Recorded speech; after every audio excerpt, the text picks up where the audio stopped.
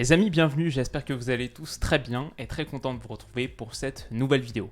Alors, le Real Madrid remporte la Supercoupe d'Europe contre l'Eintracht Francfort 2-0, un but en première mi-temps de David Alaba à la réception d'un corner, un but de Karim Benzema sur un service de Vinicius en seconde période.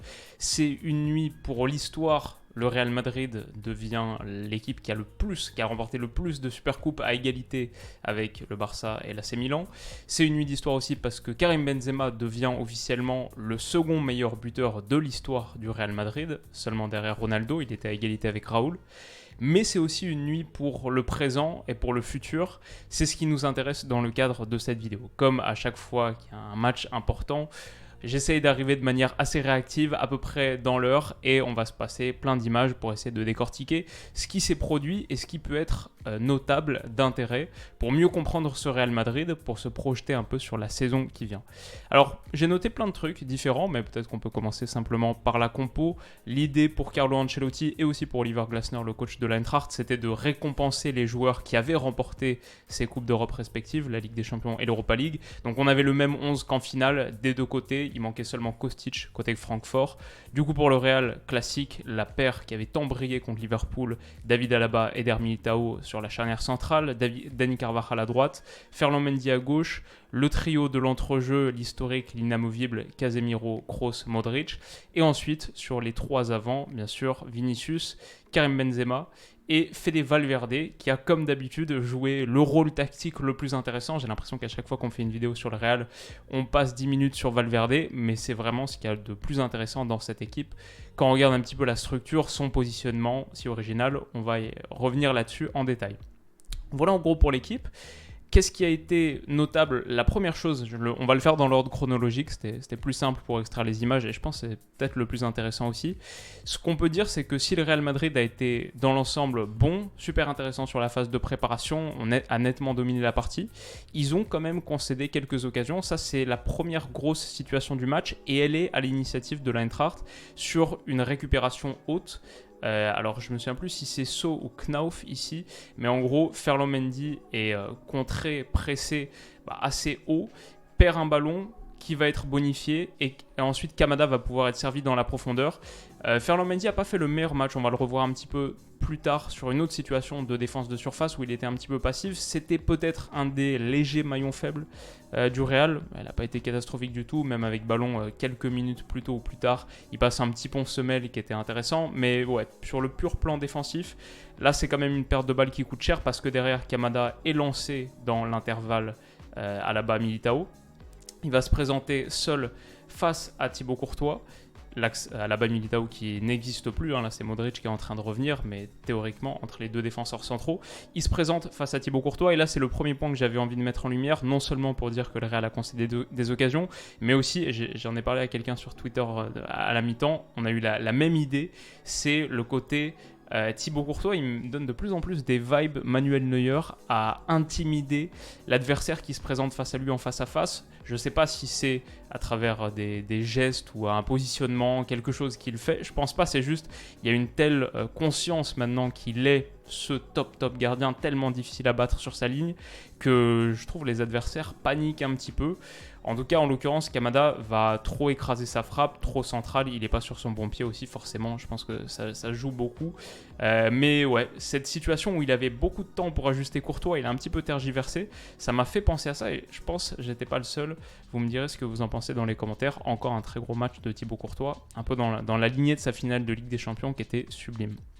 Donc voilà, le Real s'en sort avec plus de peur que de mal. Petite image isolée sur Courtois et sur Kamada qui avait raté son face-à-face. Ce qu'on peut dire aussi, c'est sur le positionnement de Valverde, ce que j'étais en train d'expliquer un petit peu tout à l'heure. On le voit sur les séquences où le Real est bas. En fait, je trouve le positionnement de Valverde, pour reprendre, il indique à quel point où le Real est positionné. Quand le Real est bas, Valverde est bas. Quand le Real est haut, Valverde est haut.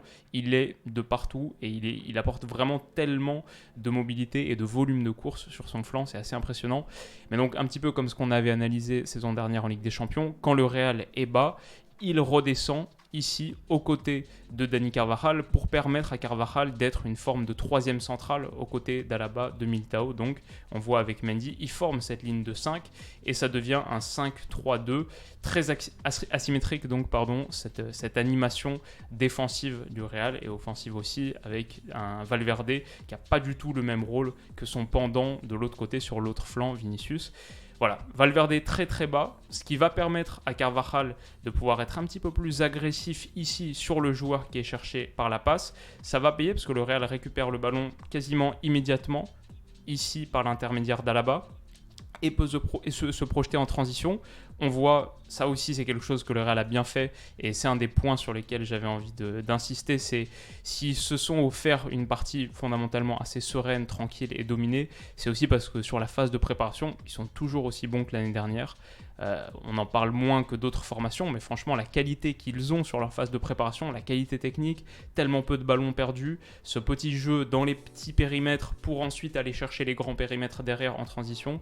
J'ai plusieurs séquences pour le montrer, mais ouais, le Real fait ça toujours aussi bien que les dernières saisons, et peut-être encore mieux en plus.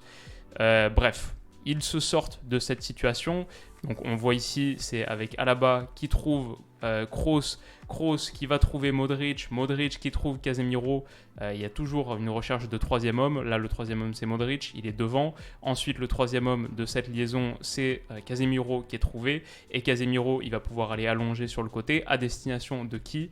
À destination de Fede Valverde, qui lui, maintenant que le Real a récupéré, maintenant que le Real est en possession, hop, on le voit commencer à déclencher son appel à la réception du ballon de Casemiro. Casemiro oriente sur le côté, hop, ici. Valverde suit et on le voit sur la prochaine séquence, il part à la course et il a déjà vachement d'avance, il cavale tellement sur son côté droit et ça va donner lieu à la situation la plus dangereuse du Real sur ce début de match. On joue la 17e minute, situation qui m'a fait un petit peu penser à celle contre Liverpool, le but de Vinicius. Un Valverde qui prend l'espace en transition sur son flanc droit. Et du coup, j'attendais un petit peu plus peut-être un centre au second poteau, mais ça, c'est quelque chose que le Real a fait à plusieurs reprises aussi sur ce match.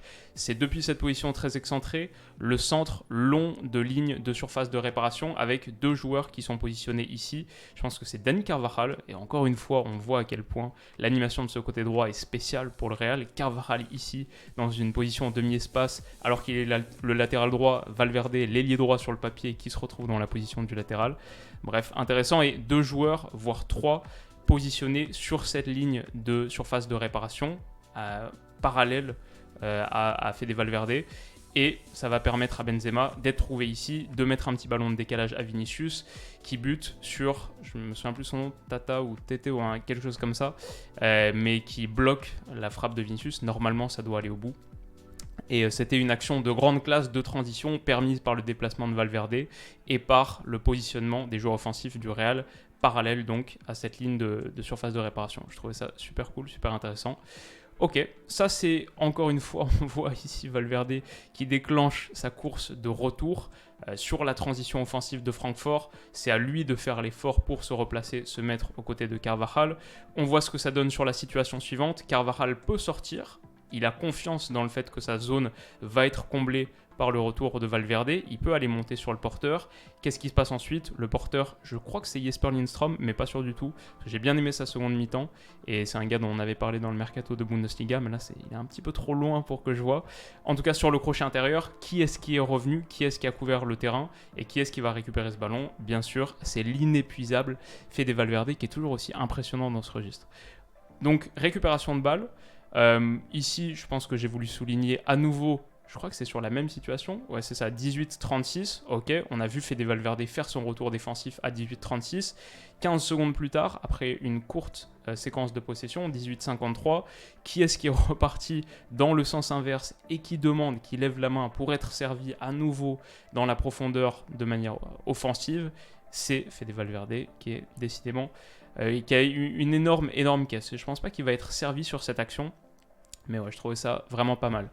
parmi les autres solutions que mobilise le Real Madrid en possession, ce qui fait de cette équipe une équipe forte dans la phase de préparation, c'est que c'est assez varié. Donc on les a vus capables de combiner dans les petits périmètres, jeu court, notamment quand il y a de la contre-pression adverse, mais ils n'hésitent pas non plus à mobiliser le jeu long, potentiellement à sauter tout court le milieu de terrain. On le voit ici sur le temps de passe Militao Alaba, ce qui se fait beaucoup avec le Real. On va voir un décrochage de Karim Benzema pour être servi potentiellement directement avec un ballon intérieur. On connaît la qualité de passe d'Alaba en plus. Et Benzema, bon, c'est ce joueur droitier qui aime bien être dans cette zone. La plupart du temps, il est dans cette zone. Il y a un axe fort ici entre la qualité de passe d'Alaba et le fait que Benzema, droitier, soit souvent dans le demi-espace gauche. Mais en l'occurrence, il ne va même pas être servi directement.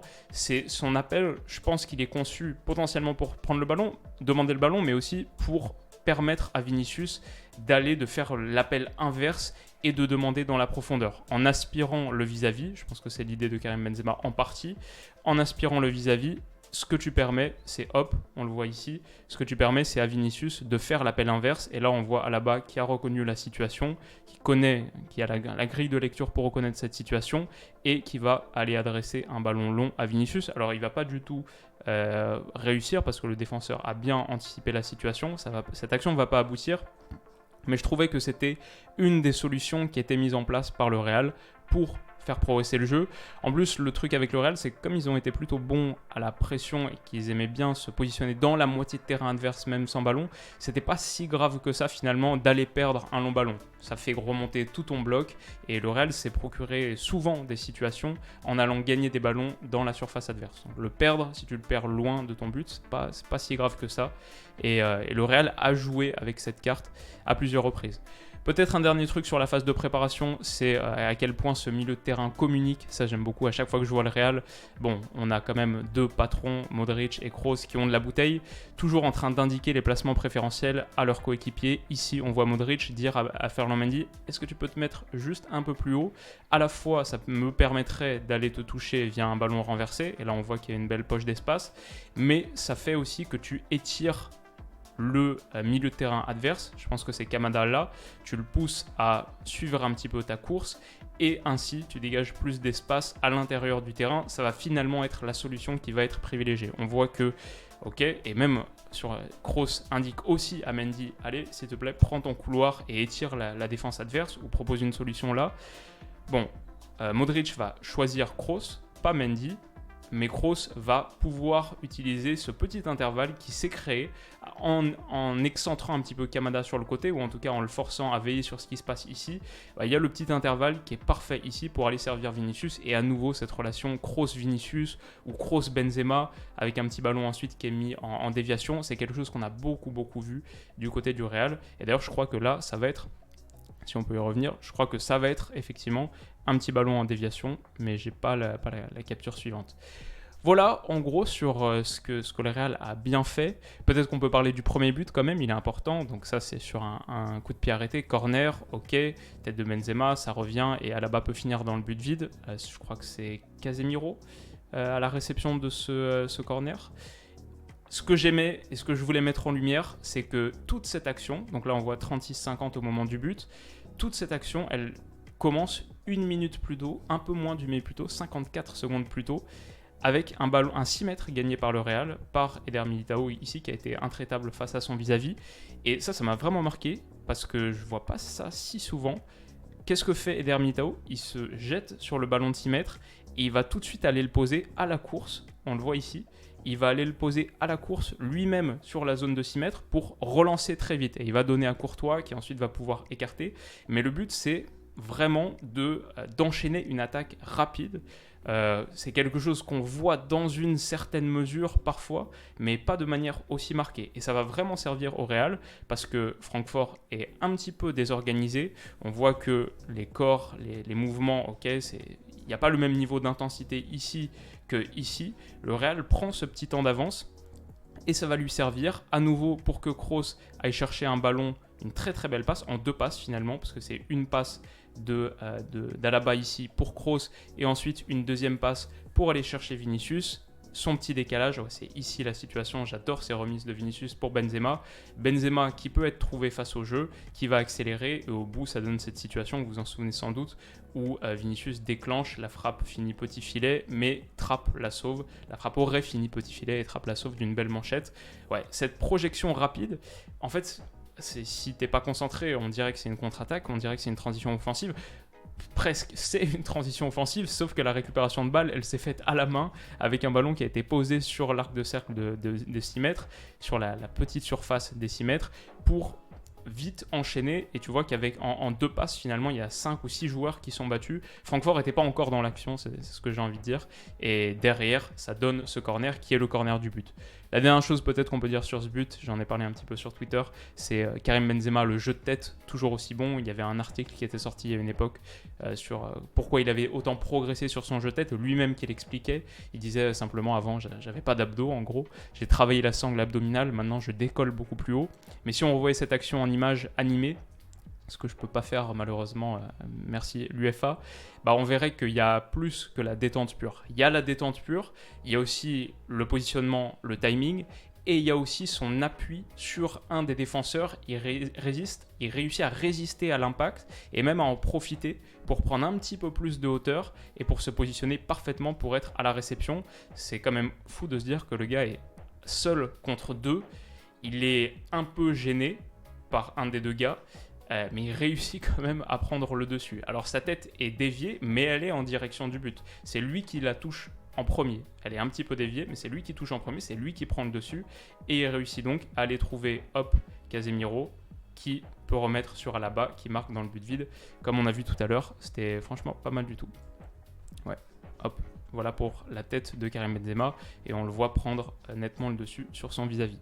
Alaba peut finir dans le but vide et Alaba ne s'y trompe pas.